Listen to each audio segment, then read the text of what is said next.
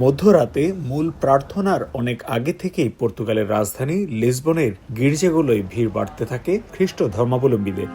ঘড়ির কাঁটা রাত 12টা বাজতেই শুরু হয় বড়দিনের মূল আনুষ্ঠানিকতা। প্রার্থনায় যোগ দেন যীশু খ্রিস্টের অনুসারীরা। লিসবনের সবচেয়ে বড় প্রার্থনা অনুষ্ঠিত হয় ঐতিহাসিক লিসবন ক্যাথেড্রালে।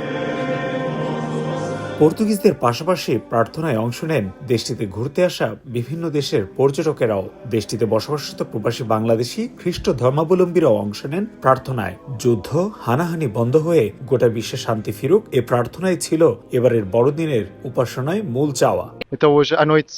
পরিবারের সঙ্গে নৈশভোজ সেরে মধ্যরাতে প্রার্থনা আমাদের বড়দিন উদযাপনের মূল আনুষ্ঠানিকতার মধ্যে অন্যতম।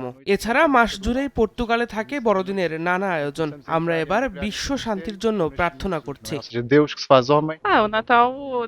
ইউরোপে বড়দিন উদযাপনের জন্য পর্তুগাল সেরা। চমৎকার আবহাওয়া বা বাহারি খাবারের আয়োজন সত্যি অন্যরকম।